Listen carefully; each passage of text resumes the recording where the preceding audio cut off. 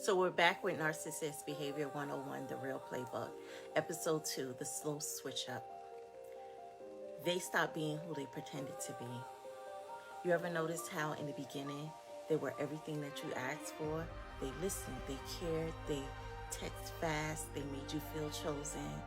They made it seem like you finally met someone different.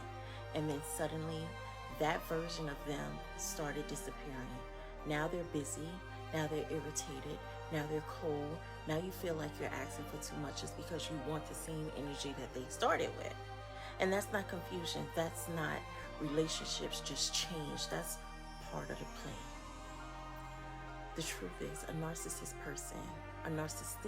person will often present a fake version of themselves in the beginning just to secure your trust, attention, and emotional attachment. They study what you like. They mirror your values. They act soft, safe, loving, and understanding. Not because that's who they really are, but because they know that version of them is what you pull in. That's who you wanted. And then once they feel like they've got you, off with the mask. They start trying. They stop trying, I should say, and they stop caring. They stop being consistent. And now you're stuck grieving the version of them that never fully existed. And so what this looks like in real life is they used to call you beautiful every day. Now they barely compliment you at all. They used to care about your feelings. And now every conversation turns into you're doing too much. They used to make time for you, and now you feel like you have to beg for that basic attention. They used to make you feel safe. Now you feel anxious, confused, and emotionally starved.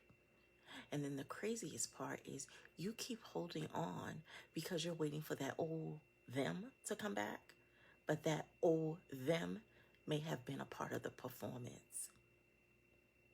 And so why they do this is because narcissistic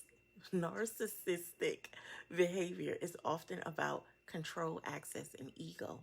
So in the beginning, they give you the dream. Later, they give you the breadcrumbs. Because once you've tasted the dream, they know you'll work harder for the crumbs.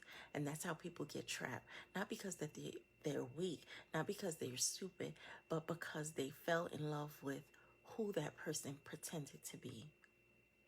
So here's my lesson. Stop falling in love with potential. Stop falling in love with beginnings. And stop calling disrespect a phase. So pay attention to the patterns. Anybody can act right for a short time. Anybody can wear a mask and anybody can sell you a fantasy. But the character shows up in their consistency. And if the person you met in the beginning is nowhere to be found, you need to ask yourself, did they change or did the act just end?